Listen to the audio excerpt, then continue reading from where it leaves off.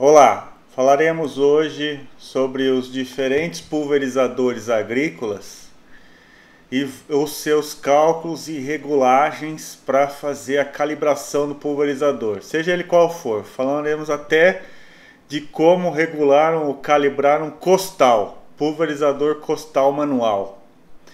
E os diferentes pulverizadores, as diferentes classes de pulverizadores, o que tem de distinto entre um e outro, ou por que escolher um ou outro pulverizador, os mais adequados em função da aplicação.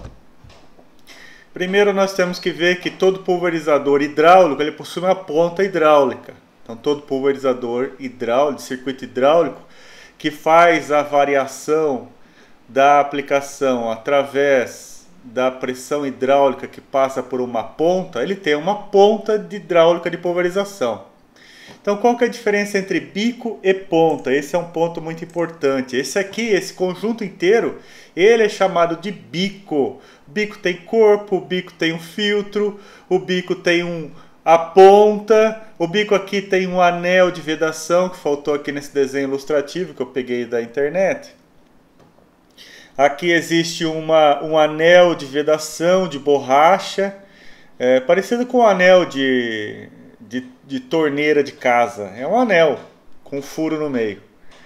E depois nós temos efetivamente a ponta e a capa que fecha tudo e trava. Então observem, quem é que determina a vazão, produz as gotas, distribui? É esse elemento aqui que se chama ponta. Então muitas vezes a gente fala, o bico X, Y, Z.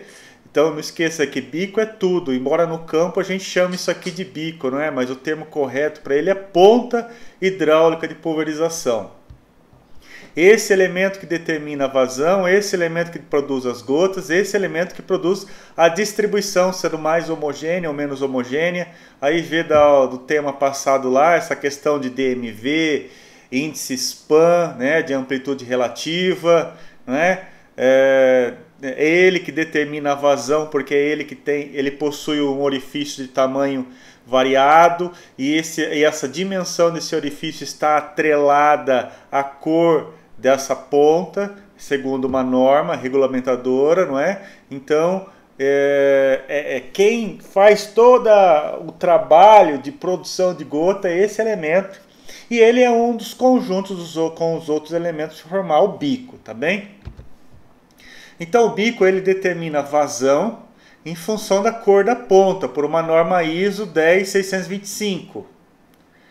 Para ver mais sobre pontos hidráulicos, nós temos outro conteúdo inteiro só falando sobre pontas, as diferentes pontas, as diferentes classes, os diferentes modelos, o que é uma ponta de uso ampliado, o que é uma ponta de som de ar, o que é uma ponta de pré-câmara. Não falo nisso, nada nesse tema atual. Volte no vídeo anterior que fala sobre essas diferentes classes e pontas de pulverização.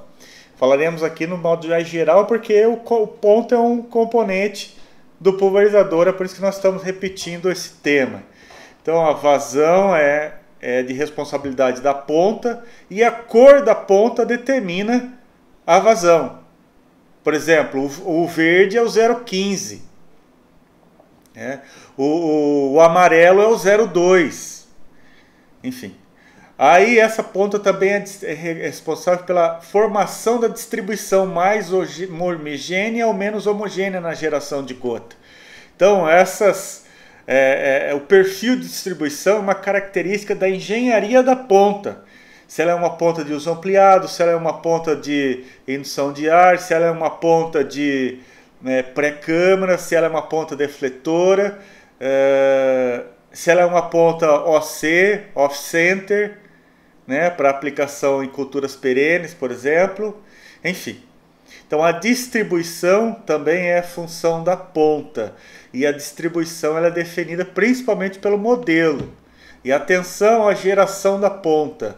As gerações mais atuais possuem perfil de distribuição mais homogêneo. E inclusive não só enquanto a distribuição, na largura da distribuição da ponta, na faixa de aplicação da ponta, mas também relacionado a homogeneidade na geração das gotas de mesmo ou de tamanho mais semelhante. Mas sobre isso, novamente, sobre o vídeo, veja o vídeo específico sobre ponta de pulverização. E as pontas também, então, responsável pela geração de tamanho de gota. E aí vem do modelo da ponta, tá? Então, a norma é essa, ISO 10625. Essa norma determina, por exemplo, que a amarela é a 02. A vermelha é 0,4, né? Para os pulverizadores autopropelidos aí, a gente tendo cada vez utilizando orifícios menores. A alaranjada, por exemplo, 0,1, e muitas vezes, dependendo da taxa de aplicação, o sujeito vai fazer lá 40 litros por hectare a 30 km por hora, muitas vezes a ponta 0,15 não consegue fazer essa taxa de aplicação. E aí é preciso reduzir para uma ponta violeta, uma ponta rosa. E aí o que está acontecendo aqui da nossa direita para a esquerda? Está acontecendo uma mudança de cor e essa mudança de cor está atrelada aqui, veja em cima, está havendo uma diminuição da vazão em galões por minuto. E essa diminuição da vazão em galões por minuto está atrelada à diminuição do orifício, ou seja, cada vez que nós vamos aqui mais para a esquerda dessa escala, há um orifício de tamanho menor, um furo menor na ponta, que proporcionalmente um furo menor permite a passagem de menor vazão, e essa vazão é a vazão especificada pelo bico, né? Não esqueça, mas eu vou lá, eu mexo no válvula reguladora de pressão e ele modifica a taxa de aplicação porque ele aumenta a pressão. É verdade, então essa vazão de referência, ela é normatizada pela norma a 40 PSI, então não é qualquer pressão, é a segunda pressão de referência. Então aqui o que acontece? É o que eu acabei de falar, toda vez que a gente aumenta a pressão, aumenta por sua vez a vazão, mas veja o que está acontecendo segundo esse gráfico. Ao aumentar a pressão, aumenta a vazão sim, né? Sai da pressão de referência, por exemplo, e aumenta a velocidade do fluxo hidráulico que passa pelo orifício, portanto, aumenta a vazão. Mas veja o que acontece com o diâmetro mediano volumétrico, o DMV, ele reduz. Então, toda vez que aumenta a pressão, diminui tamanho de gota. Tudo bem? Então, toda vez que aumenta a pressão, diminui o tamanho de gota. E isso pode ser um problema, porque diversas aplicações, onde eu já estou no extremo da aplicação, uma gota fina, por exemplo, de repente eu vou lá e aumento mais ainda a pressão, diminui mais ainda essa gota, passando de fina para muito fina, e aí virando um problema em função de deriva. Então, atenção! Atenção, se eu precisar aumentar muito a vazão da ponta, ou seja, estou aplicando 70 litros por hectare, de repente eu preciso passar para 100 litros por hectare, se eu aumentar a pressão vai chegar no 100, mas vai mexer tanto no tamanho de gota e vai prejudicar a qualidade da aplicação. Então muitas vezes ao passar numa faixa muito grande de variação de taxa de aplicação, por exemplo, passar de 100 litros por hectare para 150 litros por hectare, é interessante você mudar a cor da ponta, tá? Se está usando uma amarela, usa uma vermelha, e assim por diante. Por quê? Para que você consiga aumentar o tamanho do orifício e não precisar mexer tanto na pressão. Para quê? Para que não haja alteração no tamanho de gota. Então, toda vez que mudar a pressão, altera o tamanho de gota. O tamanho de gota é o que eu acabei de dizer aqui. Veja, olha só o que está acontecendo nessa imagem. Essa imagem mostra uma tabela de um fabricante, né? Não importa muito, se você conhece ponta, você vai ver que é Standard Fan, você já vai ver que ponta que é. Mas veja, uma SF 80015. O que significa isso? Logo na sequência a gente vai ver, mas veja o que eu quero mostrar aqui, ó. Toda vez para o mesmo modelo, veja que essa coluna aqui é de um mesmo modelo. Veja que conforme a gente aumenta a pressão, veja aqui, aumentando a pressão é caminhando para baixo nessa tabelinha. Toda vez que eu aumento a pressão, o que está acontecendo? Ó, passou de uma gota média para uma gota fina, tá vendo? Olha só aqui nesse azul aqui, ó. É uma gota grossa com essa ponta 8005. Cuidado, essa aqui não é a cor do bico, hein? É muito comum a gente ver essa confusão aí, ó, da pessoa ver uma tabelinha colorida dessa na especificação do fabricante e achar que essas cores é a cor do bico. Não tem nada a ver. Esse bico 02 é bico amarelo. Coincidentemente, o fabricante que pintou essa tabela de amarelo. Podia ter pintado de roxo, cinza, seja lá o que, tá? Olha o que está acontecendo aqui nessa 8005. Aumentamos a pressão e a hora que aumenta a pressão passa de gota grossa para média, tá vendo? Então, como é que é determinado isso? Isso é determinado que onde o fabricante coloca essa ponta para funcionar num laser, num medidor de partículas.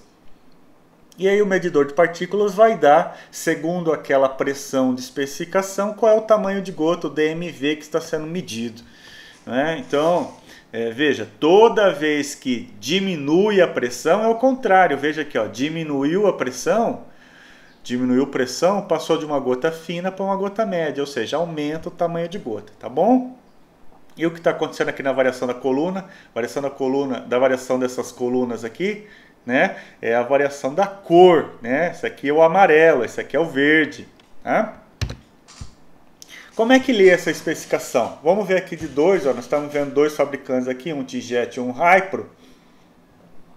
Veja que o Tijet, como é que ele faz? Ele coloca aqui o modelo do bico logo no início, depois ele coloca o nome dele. Isso aqui não está na norma ISO, veja aqui que o Hypro coloca só o Hypro em cima. Mas o que está na norma é aqui embaixo, ó. A norma diz isso aqui, ó, 110.04, 80.03. É assim que lê, tá? Não lê 10.004, não lê 8.003. Por quê? Porque esse código ele é separado por duas informações. O primeiro aqui, ó, 110, é o ângulo de pulverização dessa ponta. Veja que essa aqui é uma ponta 110 e essa aqui é uma ponta 80. Ou seja, o leque formado, porque essa é uma ponta do tipo leque. O leque formado tem uma angulação por essa ponta de 110 graus. E aqui é uma angulação de 80. Ah, por que eu passo de 110 para 80? Ora, quando eu uso 110, eu vou usar uma distância entre bicos na barra de 50 centímetros. Se eu usar uma distância de 35 ou 40, eu vou precisar reduzir a faixa aqui. Eu posso reduzir a faixa para 80, né? Porque eu vou aumentar o número de bicos que tem na barra. Então, esse primeiro código aqui da norma é o ângulo formado. E o segundo código aqui, ó, o segundo código refere-se à vazão. Então, é a vazão do bico a 40 PSI, que é 2,8 bar, ou quase 3 bar. Mas o número certo, o número certinho é 40 PSI. E ele mostra 0,4, o que significa 0,4? É 0,4, tá? Esse aqui, por exemplo, é o 0,3. 0,4 é vermelho, por isso que essa cor é vermelha. O 0,3 é o azul, por isso esse aqui é azul. Veja aqui, ó, que nós mostramos aqui nessa tabela. Tá vendo, ó? 0,3 azul, 0,4 vermelho. Se fosse amarelo ia ser o 0,2, né? E isso está escrito aqui, ó, veja. Né? Aqui, ó, diferentes classes, né? O 0,3 aqui, o azul. Então veja, o que é 0,3? O que é 0,4? É 0,4 galões por minuto. O que é um galão? Galão é uma unidade de medida americana. Um galão americano é 3,78 litros. Por isso que eu coloquei esse print aqui. É 3,78 litros a 40 PSI. Porque essa é a pressão. Então, se eu for checar esse bico aqui, essa ponta, eu vou ver se ela está desgastada. Como é que eu faço? Vou lá no pulverizador, coloco essa ponta, coloco o copo calibrador e coleto por 1 minuto. Não é? Saiu exatamente 0,4 galões nesse minuto. Se saiu a ponta, então não está desgastado. Ah não, saiu 0,45. Quer dizer que esse bico essa ponta foi tão usada que o orifício aqui que eu estou ilustrando agora, ele foi desgastado em função da passagem do líquido. Então quando você usa muito pó molhável, um material mais abrasivo, né?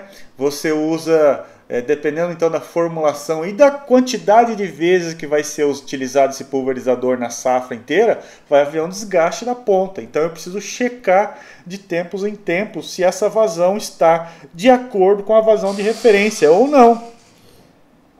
E quando há um desgaste dessa ponta, o que acontece? Não só altera a vazão, mas também se esse desgaste geralmente ele não é homogêneo no orifício inteiro, ele vai acabar acontecendo que vai afetar também a homogeneidade da distribuição.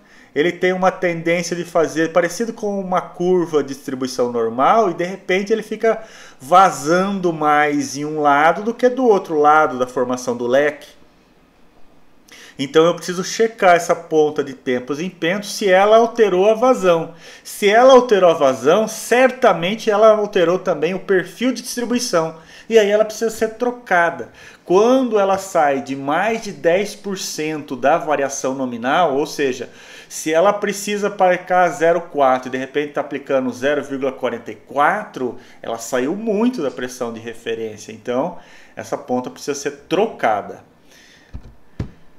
Pulverizadores, então. Então, os pulverizadores hidráulicos possuem pontas de pulverização. E esses pulverizadores, vejam, pulverizador estacionário, esse aqui é um pulverizador manual, esse é um pulverizador tratorizado de arrasto, e todos eles podem usar bicos hidráulicos, embora na pulverização aérea, cada vez mais pela qualidade necessária na aplicação, pelo índice técnico de qualidade necessário atualmente, os pulverizadores aéreos têm cada vez mais usados bicos rotativos.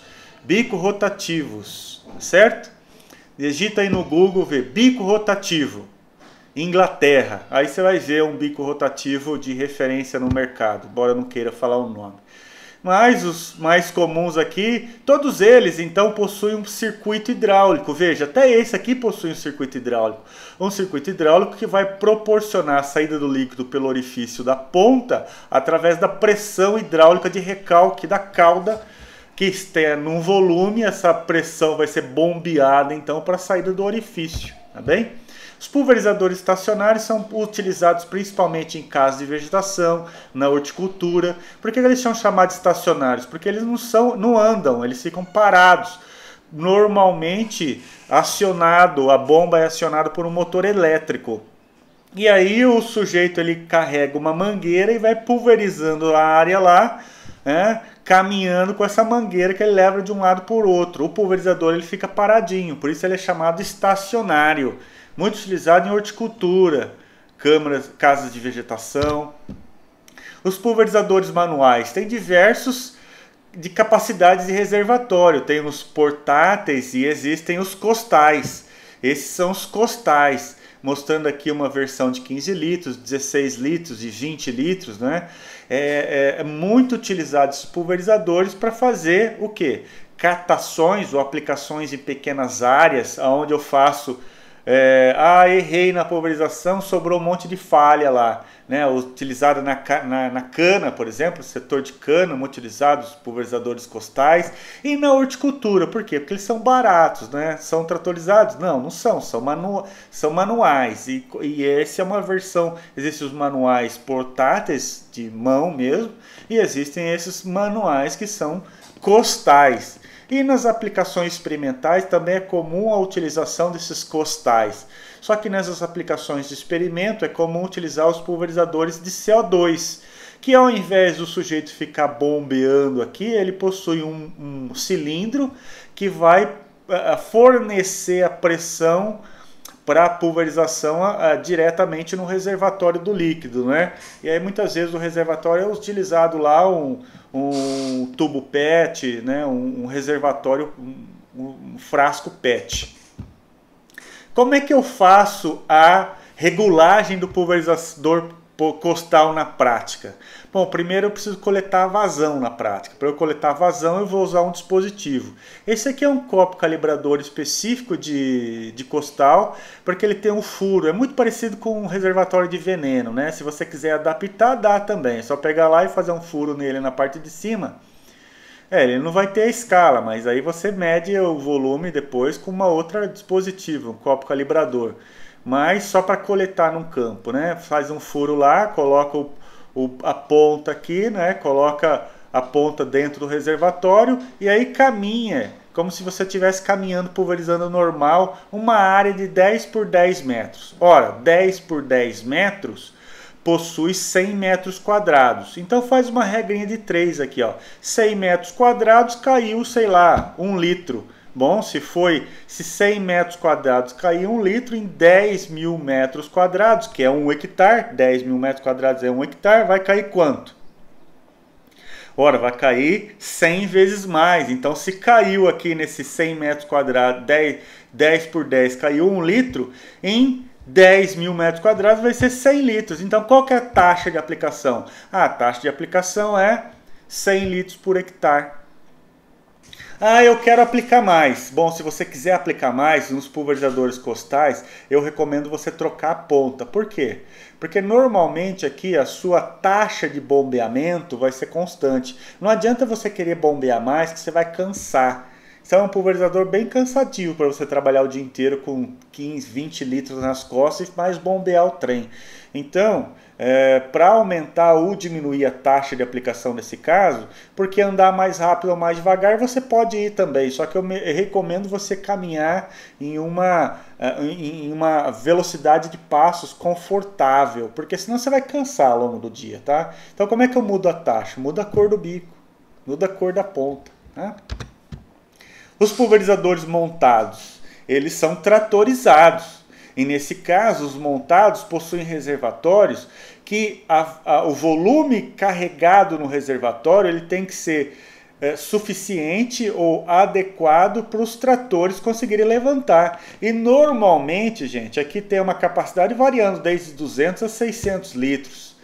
1.000 litros na cana, mas aí esses 1.000 litros são com reservatórios adicionais no meio do pulverizador. O que ocorre é que o levante hidráulico do trator ele possui uma capacidade limitada de levante, de carga, e normalmente está ao torno de 800, 900 quilos. Então não adianta eu colocar 1.200 quilos no pulverizador que ele não vai levantar e vai empinar o trator, não é? Ele não foi configurado para carregar 1,2 tonelada lá atrás. Então os pulverizadores montados, via de regra, eles possuem uma carga aí de 600 litros. Quando possuem mais, eles possuem reservatórios adicionais, ou à frente do trator ou na lateral do trator. E esses pulverizadores são pulverizadores para áreas menores, áreas para pessoas que têm aí alguma coisa até 50 hectares, tá bem? Então são pulverizadores para alguém que vai ter aí ao redor de 50 hectares. Então para isso são áreas menores, áreas com mais, muitas vezes com maior declividade. Então a barra é menor, de 8 a 12 metros, quando muito 14, 16 metros, mas geralmente de 8 a 12 metros. E a velocidade de aplicação é menor também. Por quê? Porque como ele é montado, ele não possui praticamente nenhum amortecimento no quadro, a não ser alguns mais especificados, como esse que eu estou mostrando aqui, mas normalmente esses pulverizadores mais baratinhos, eles não possuem nenhum dispositivo na barra para fazer o amortecimento da barra, né? Então são quadros fixos na barra que passam toda aquela buracaeira que o trator passa, vai refletir aqui na vibração da barra lá atrás. Então são velocidades de aplicação menores também. Então pulverizadores montados para alguma coisa ao redor de 50 hectares. Para aqueles, obviamente estou falando, me referindo a culturas anuais, né? Sempre eu estou me referindo a culturas anuais aqui. Os pulverizadores de arrasto são para aquelas situações onde o agricultor, né, vai pulverizar alguma coisa jamais para uma área maior, 200 hectares, 300 hectares. até os 500 hectares, tá bem? Então esses pulverizadores tracionados possuem uma capacidade maior de pulverização, por quê? Porque se eles possuem tanque maior, eles param menos vezes durante o dia de trabalho para reabastecer.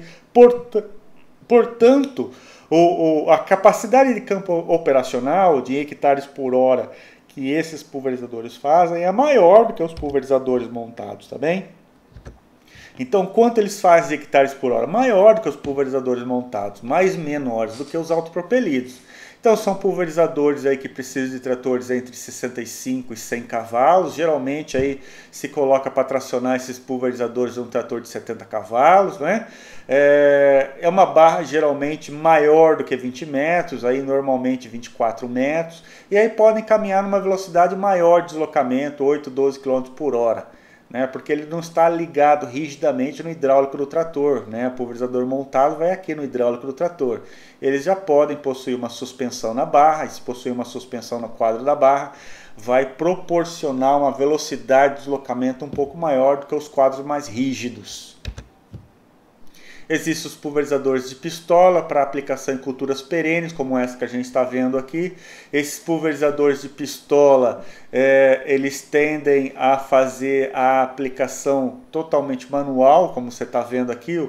Na verdade é semi-mecanizada, é uma aplicação semi-mecanizada porque o trator ele vai carregando o tanque e proporcionando pressão hidráulica para a pistola, e a pistola é feita pelo aplicador. O aplicador então ele tem que direcionar aqui onde ele é que está fazendo a aplicação.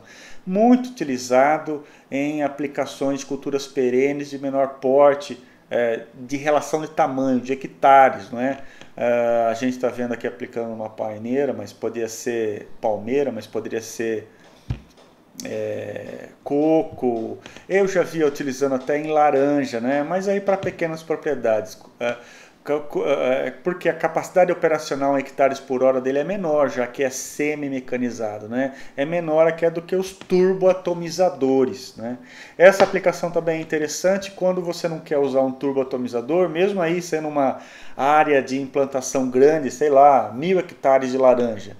Mas em algumas situações onde você vai fazer na laranja até seus 2 anos de pós-transplantio, né? Ou seja, a cultura está com um porte ainda pequeno, se for aplicar via turboatomizador vai perder muita cauda. Então nessas condições consegue direcionar mais a região da aplicação só para a plantinha, quando ela é menor, até atingir o porte adulto, né? Ainda está em fase de crescimento. Então nessas condições é mais adequado uma pulverização de pistola como essa, que vai perder menos cauda e vai contaminar menos o ambiente. E depois uma outra classe maior são os pulverizadores autopropelidos.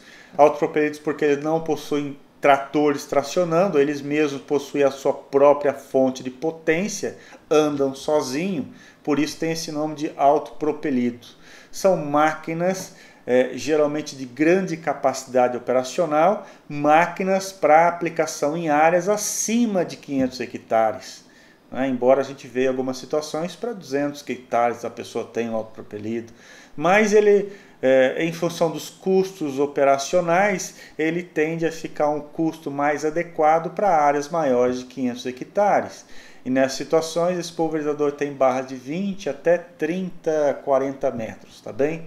E nessas situações, a velocidade de aplicação também pode ser maior. Por quê? Porque eles possuem suspensão. Eles possuem suspensão não só no quadro da barra, mas também suspensão nos rodados. Essa suspensão, muitas vezes até com câmaras de ar, suspensão a ar, não é? Qual que é a grande vantagem da suspensão a ar nessas máquinas? Ora, os solavancos que ele vai recebendo aqui no deslocamento no campo não são passados diretamente à barra. E se eu mantiver a barra estável, eu posso andar a 200 km por hora. Veja um pulverizador aéreo, né? um Ipanema. A velocidade de aplicação do Ipanema é 180 km por hora, não é? Só que assim, então é importante manter a barra o mais estável possível. Quanto mais estável for a barra, maior é a velocidade que eu posso conduzir, desde que eu siga as recomendações de ergonomia do operador, ou seja, ele não estou colocando o operador em risco, não é? E desde que não cause injúria à cultura, porque muitas vezes, em função da massa vegetal, eu não posso aumentar muito a velocidade de deslocamento, senão eu vou causar injúria na cultura, causar um dano na cultura, e aí trazendo até mais prejuízo do que o benefício que a pulverização está realizando. Nós temos diversos pulverizadores no mercado. Sinto aqui não ter algumas nessas situações, tá? Mas aqui eu estou colocando, por exemplo, diversos fabricantes. Tem mais, né? Porque todos os fabricantes hoje de tratores, eu não estou colocando aqui, por exemplo, Valtra, né? O Valtra não está aqui, os New Holland não está aqui. Então, todo fabricante de trator hoje, quase todos eles, como eles fazem veículos, né? Eles têm o know-how de produção de veículos, eles começaram também a fazer os pulverizadores autopropelidos, né? Então aqui é uma versão mais antiga, um slide antigo que eu fiz, né? Veja que tem alguns aqui que estão até fora do mercado, que não se produz mais, como este daqui, que não tem mais no mercado. Outros fabricantes, eu estou apresentando aqui um modelo bastante antigo, bastante clássico, né? Nos autopropelidos, um dos primeiros autopropelidos do mercado brasileiro, esse daqui, né? Depois nós apresentamos alguns importados, né? Que continuam sendo importados até hoje, como esse. Pulverizadores tradicionais, como esse fabricante também, que está até com um nome diferente aqui, que o nome mudou, mas ainda está... não dá para enxergar bem aqui, não sei se já colocou nomenclatura nova. Mas junto com esse fabricante são os dois concorrentes aí da década de 90, né? Depois começaram a aparecer outros nacionais como esse, e aí começaram a aparecer alguns argentinos, né? E mais recentemente, aí, em meados de 2000, alguns que foram nacionalizados, mas com projeto americano, esse outro aqui também, enfim. Então, os pulverizadores para autopropelidos existem a mais variada. O que você busca no pulverizador autopropelido? Primeiro, o que você quer no pulverizador autopropelido? Isso é uma parte importante agora. O que você quer de um pulverizador autopropelido?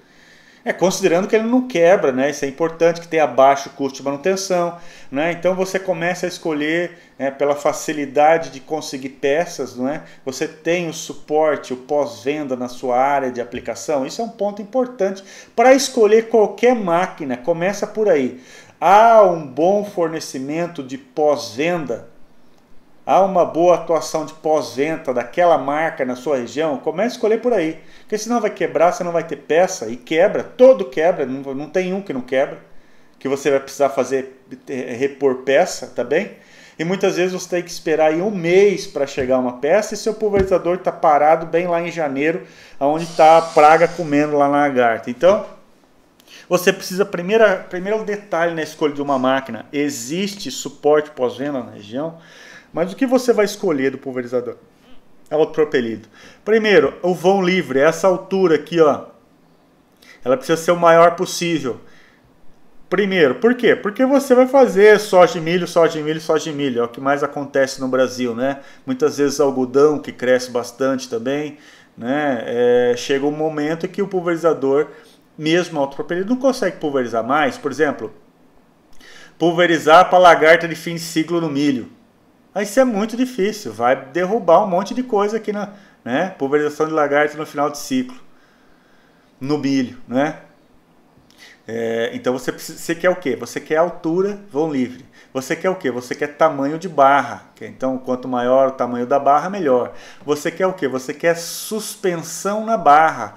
Quanto melhor o sistema de suspensão do quadro da barra, melhor, mais estável a barra melhor vai ser a distribuição. Você quer suspensão adequada no rodado. E aí eu digo que os mais caros, muitas vezes, tendem a ser melhor, mais especificado, né? Os de suspensão a ar são melhores, tendem a ser melhor. Depende do conjunto do fabricante. Às vezes o fabricante colocou suspensão a ar, mas não tem suspensão no quadro, então acaba sendo elas por elas virando uma desgraça também. Então é importante a manutenção, o mais importante é a manutenção da barra estável, e tudo que promove a estabilidade da barra é bom no pulverizador, tá bem? Suspensão legal aqui no rodado, né? Então a suspensão não é para o conforto do operador aqui, também é, mas principalmente para manter a barra estável. Então são diversos pontos que você vai buscar, né, no sistema de pulverização. Por exemplo, eu quero aplicar gota fina. Então, bom, se você aplica gota muito fina, né, você vai precisar geralmente uma bomba que tenha capacidade de chegar a 80, 90 PSI. Seu pulverizador suporta 80, 90 PSI? Não, eu só aplico com 3 bar, 45 PSI de boa, que é uma faixa de pressão mais usual. Bom, então não precisa se preocupar muito com isso. Eu gosto de aplicar... Então, você tem que ver as especificações da máquina e ver de acordo com as necessidades, né? Começando pelas culturas que o agricultor cultiva. O circuito hidráulico básico ele começa no reservatório. E aí do reservatório ele vai ter um filtro de sucção, que eu estou mostrando agora, uma bomba, muitas vezes essa bomba de pistão, uma bomba de pressão positiva. Então ele precisa de um compensador que se chama câmara de compensação, para ficar em função da variação do movimento alternativo da bomba de pistão. Ele cria uma certa variação no fluxo de pressão. Portanto, esses dispositivos chamados câmara de compensação, eles existem nos pulverizadores que possuem bomba de deslocamento positivo. Muito comum, por exemplo, nas bombas jato.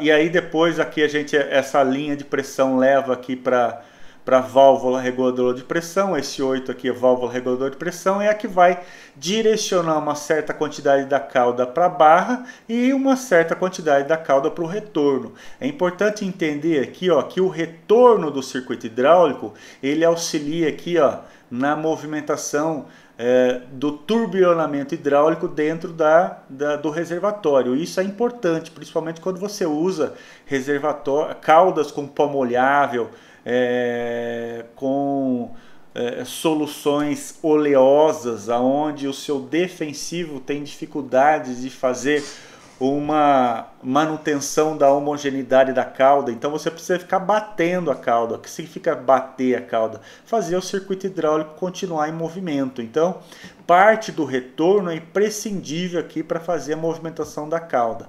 E parte do retorno vai para a barra. E depois do válvula reguladora de pressão ele passa por um manômetro. Os manômetros são levados para as válvulas de seções, então é por isso que ele tem lá às vezes 4, 6 válvulas. Por quê? Porque cada uma daquelas válvulas vai fazer a abertura ou fechamento de uma seção. E aqui nós estamos vendo seções. Então a barra ela não é inteiriça com um cano só que vai até lá, né?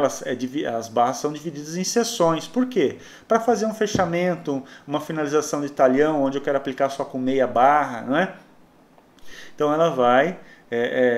às vezes tem 2 seções, os pulverizadores menores, até 6, 8 seções de pulverizadores autopropelidos.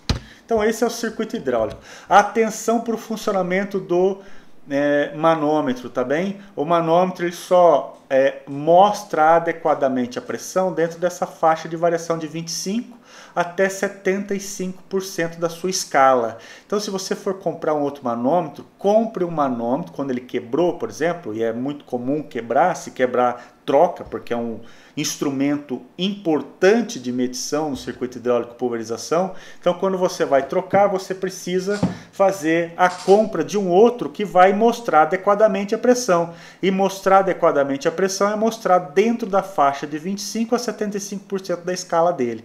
Então se você trabalha aí ao redor de 40 PSI, que esses 40 PSI estejam mais ou menos aqui no meio da escala, tá bem? Então ele não mostra adequado no começo e também não mostra adequado no final. E atenção, passou a pressão máxima, ele quebra, tá bem? Passou a pressão máxima porque ele é mecânico, ele vai entortar o metalzinho que está dentro dele e ele não vai nunca mais voltar no zero. Então atenção, nunca ultrapasse a pressão máxima do indicador no manômetro, que ele vai quebrar e aí você vai precisar trocar. Então ele jamais vai mostrar a pressão certa de novo. Os filtros no circuito hidráulico são de 3 tipos. Existem 3 posições de linhas de defesa contra a sujeira que vai para o bico. Por quê? Porque se a sujeira chegar na ponta, vai entupir a ponta. Então, para não entupir a ponta, eu tenho 3 linhas de defesa. Quais são? Filtro de sucção, filtro de linha, nós estamos mostrando 2 filtros de linha, e o filtro do bico. Não é? O filtro de sucção, que ele está logo antes da bomba, por quê? Porque dependendo, então, no caminhamento aqui, ó, até chegar no bico, a malha vai sendo mais restritiva, ou seja, se eu comparar o quadradinho da malha do filtro, a gente vai ver que aqui tem um orifício maior na malha e aqui tem um menor orifício na malha. Então essa malha vai se tornando mais restritiva até chegar lá no bico, tá bem? Então o filtro de sucção é o que está antes da bomba. O filtro de linha, normalmente ele está lá perto da barra, nós estamos vendo aqui, ó, cada seção da barra possui um filtro diferente. Por isso que a gente tem aqui 4 filtros de linha. Significa que esse pulverizador possui 4 seções hidráulicas da barra. E depois em cada um dos bicos, de pulverização, existe um filtro do bico também, né? Que é a última linha.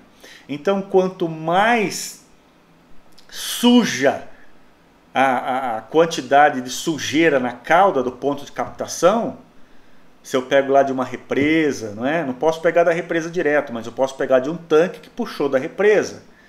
Então, se tem muita barro, quanto mais contaminante tem na cauda, mais rapidamente os filtros vão ser sujos e eu preciso parar para fazer a manutenção. Não é? A válvula reguladora de pressão, ela é um instrumento para fazer a variação da vazão que vai para a barra, porque é aqui que eu faço a regulagem fina. Se eu quero passar de números grossos de taxa de aplicação, por exemplo, passar de 80 para 150 litros por hectare, vou ter que trocar a cor da ponta. Passar de 100 para 200 litros por hectare, passar de 100 para 50 litros por hectare, vou ter que trocar a cor da ponta. Mas eu quero passar de 80 para 90, como é que eu faço? Vou na válvula reguladora de pressão. Quero passar de 70 para 75 ou para 65, vou na válvula reguladora de pressão. Quero aumentar a taxa de aplicação, passar de 80 litros por hectare para 85 litros por hectare. Vou aqui, vou dar um grauzinho, vou aumentar um pouquinho a pressão. Então ela chama válvula reguladora de pressão, por quê? Porque ela controla a pressão da cauda que vai para as pontas, tá certo? Consequentemente, alterando a pressão, altera a vazão.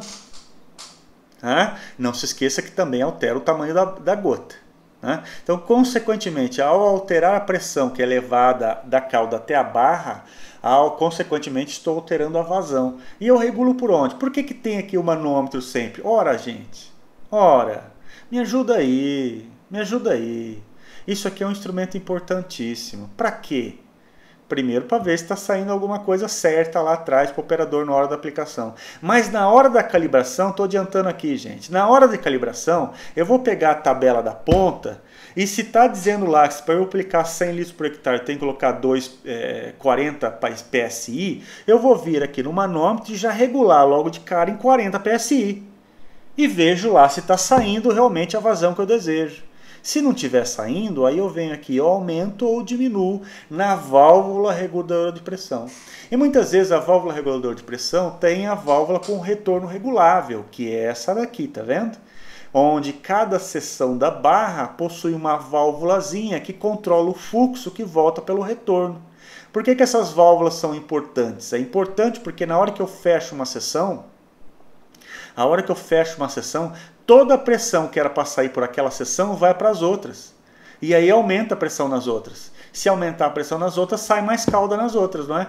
Então, ó, essas válvulas são importantes porque a hora que eu fecho uma seção, aí toda a pressão que iria para as outras, ele volta para o retorno que é daquela válvula específica. Então aqui ele vai ter 4 saídas de mangueira de retorno para o tanque. Então essas válvulas são importantes por causa disso, tá bem? E é óbvio que tem uma forma correta aqui de regular ela, que é diferente. Então, além, faço a regulagem geral aqui na válvula principal. Depois de ter feito a regulagem geral na válvula principal, eu vou fazer a regulagem nos retornos reguláveis. Para saber mais, volte no vídeo lá que fala de máquina, né, de componentes do circuito hidráulico de pulverização, e veja o vídeo do circuito hidráulico de pulverização, onde eu faço essa explicação de como faz. Nos pulverizadores autopropelidos, nós temos o quê? Nós temos controladores eletrônicos. Os controladores eletrônicos precisam de informações dos sensores. Quais são os dois sensores principais nos pulverizadores autopropelidos? Então existe o controlador, que é o computador, a telinha lá no posto de operação, né, dentro da cabine. Ele vai precisar de uma informação de velocidade, que pode ser de um sensor de pulso na roda, pode ser de um radar, pode ser do GPS. Então esse controlador ele recebe a informação de velocidade e recebe a informação de vazão que está passando do fluxo da cauda. Por quê? Porque o fluxômetro, esse dispositivo que mede o fluxo que está indo aqui para as barras, tá vendo? Ele passou na válvula principal. Veja onde está o fluxômetro. Aqui nós temos a válvula principal. O fluxômetro é instalado depois de ter regulado o fluxo que está indo para os bicos. Ou seja, esse fluxo que está indo para os bicos é medido e é informado aqui ao controlador. Então, olha só, o controlador tem essa fórmula na memória, gente. E aí ele mostra para você na telinha aqui, ele mostra o quê? Ele mostra essa variável. Essa variável é a taxa de aplicação em litros por hectare. E aí ele pega a velocidade da onde? Do sensor de velocidade. Ele pega a vazão da onde? Do fluxômetro. E aí ele tem um espaçamento entre bico que está lá 50, 40, 35, 60 centímetros. Normalmente, né, de fábrica, os pulverizadores, a grande maioria dos pulverizadores vem com o espaçamento entre bicos de 50 centímetros. Então esse controlador tem essa fórmula na memória. E baseado na informação que ele recebe de velocidade e de fluxo instantâneo, ele mostra a taxa de aplicação que está lá para você, né? E normalmente esses controladores vão regulando a taxa, variando o que? A velocidade? Não, porque isso aqui quem controla é o operador, mas ele regula o fluxo, né? Então ele mexe aqui automaticamente na válvula reguladora de pressão para que ele abra ou feche para sair mais ou menos vazão, para que se adeque à velocidade de deslocamento que ele está e à taxa de aplicação planejada que a gente colocou. Então, para finalizar, para o caminhamento final do trem, como calibrar o pulverizador? Coloquei aqui, né, o principal dispositivo, tem que ter em mente, manômetro funcionando e válvula reguladora de pressão. Então, como calibrar o pulverizador? Bom, são 4 etapas básicas. Posso destrinchar mais, posso colocar 10 etapas, mas para facilitar aqui para você não esquecer, 4 etapas. A primeira coisa que você tem que definir: taxa de aplicação, litros por hectare, e tamanho de gota. Gota, média, fina. Bom, quem é que define taxa e tamanho de gota? A massa vegetal e o alvo. Quer saber mais sobre isso? Volte no vídeo passado, quando eu falei como definir taxa de aplicação. Tá bom? E lá também eu falo como definir tamanho de gota. Então, dependendo de onde está o alvo e dependendo da massa vegetal, eu preciso acertar a taxa de aplicação e tamanho de gota. Ah, vou escolher lá 100 litros por hectare, gota média. Ah, então escolhi 100 litros por hectare, gota média. A partir disso eu vou escolher uma ponta. Então eu vou para a tabelinha do fabricante. Então você vai lá no boteco onde você compra ponta. Vai lá e pede aí: ô parceiro, me passa aí que ponta você vende? Aí eu vendo fabricante XYZ. Tem pelo menos 8 fabricantes de ponta no mercado brasileiro, tá bom? E cada fabricante tem pelo menos 15 modelos de pontas diferentes. Então a gama de opções de modelos diferentes de ponta no mercado é muito grande.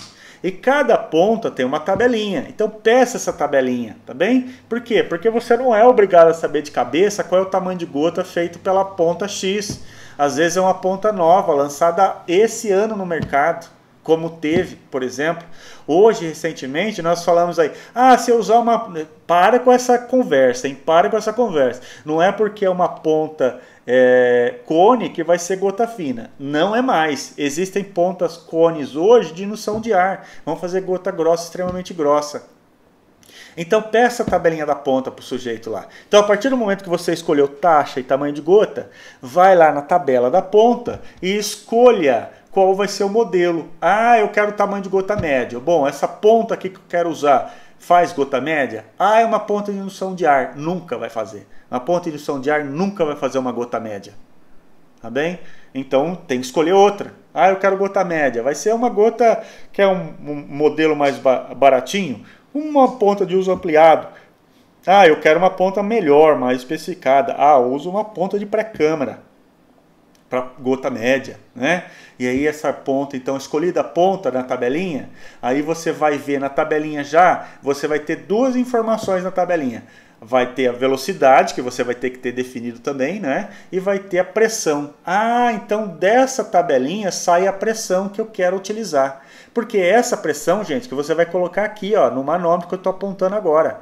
Então você já começa a calibração por um ponto de partida. Por quê? Porque senão você vai ter que fazer muitas tentativas e erros até acertar a vazão. Então parta de uma pressão de referência. Então quem vai fornecer essa pressão de referência? A tabela do bico, a tabela da ponta, tá bem?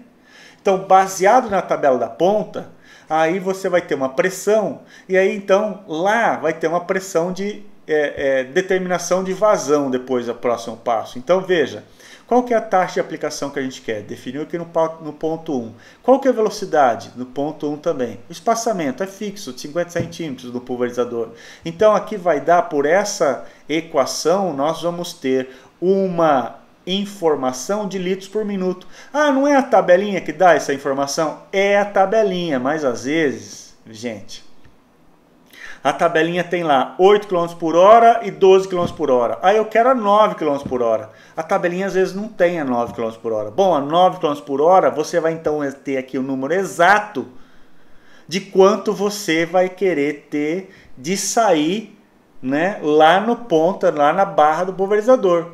E aí você vai fazer o quê? Aí você vai calibrar. Como que é o processo de calibrar e verificar? Calibrar é fazer aqui a inserção da pressão adequada, de acordo com a tabela, não é?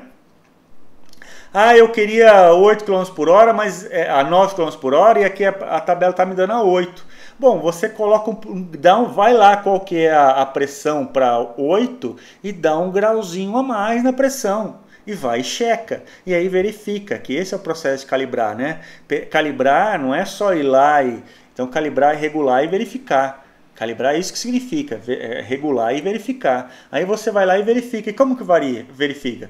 Com um copo calibrador. Pega um copo calibrador, né, um recipiente, e coleta pelo menos, essa é a minha indicação, hein? Colete pelo menos em um bico a cada seção da barra. Tá bem? Porque às vezes você pode estar com um problema hidráulico numa seção. Então pegue pelo menos um bico a cada seção da barra. Aí você pega uma barra que tem 4 seções, pega lá 4 pessoas, pega essas vazões aí de 4 bicos, né, uma de cada uma da seção, e faça a média. E faça a média do quê? Ora, você bota para funcionar por 1 minuto e coleta a cauda lá por 1 minuto. A cauda não, de novo, não trabalhe com veneno, a água. Então você nunca põe para calibrar um pulverizador com cauda pronta. Pelo amor de Deus, isso aí é feito com água, não é? E usando EPI. Por quê? Porque o seu pulverizador está contaminado. Né? Então faça isso com água. Né? Depois que acertou a vazão com água, aí você mete o pau colocando a cauda dentro. Então aí você faz uma checagem, repetindo então, definindo o tamanho taxa de aplicação e tamanho de gota e velocidade. Escolhe a ponta pela tabela do fabricante. Determine a vazão certinha, porque pode variar um pouquinho a velocidade, pode variar um pouquinho. Então aqui é litros por minuto. O quanto eu tenho que coletar em litros em 1 minuto de funcionamento. Aí você coloca a pressão na tabelinha, ou um pouquinho mais ou um pouquinho menos do grauzinho lá que eu digo, em função de às vezes essa tabelinha não ter a pressão certa, porque tem lá para 2 bar, 3 bar, mas para 2,5, né? Então dá um grauzinho a mais aqui em função da sua adequação, da taxa que você quer pela informação de referência da tabela. E aí cheque, né? Com base nessa vazão da ponta que você quer, cheque se está saindo realmente aquele volume em 1 minuto. Então bote o pulverizador para funcionar cronometrado por 1 minuto, colete em pelo menos uma ponta de cada seção da barra, tire a média e compare. Ah, deveria sair 1 litro por minuto e está saindo 0,5 litros por minuto. Ou seja, está saindo só a metade da vazão que precisava. Então o que eu preciso fazer aqui na válvula regulador de pressão? Aumentar a pressão. Ah, era para sair 1 litro por minuto, está saindo 1,1 litro por minuto. Ora, está saindo mais. Se está saindo mais, tem muita pressão, que eu vou aqui, diminuo a pressão. Tá? Até as coincidir, e eu checar e coincidir a coleta em litros por minuto que eu coleto lá pelo copo calibrador com aquele que eu desejo, em função dessa forma. Tá bem?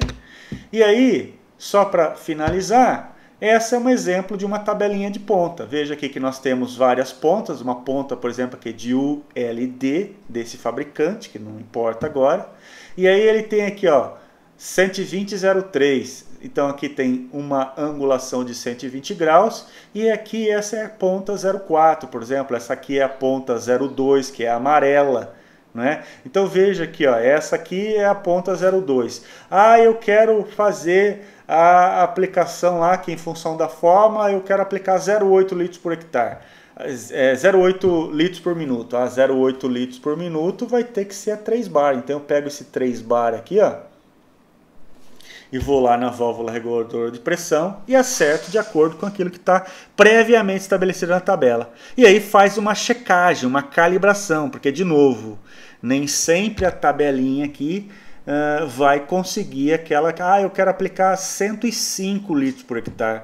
Não, ele talvez tenha 100, talvez tenha 120 litros por hectare. 105 eu vou ter que fazer a calibração. Tá bom? Então é isso, obrigado e até mais.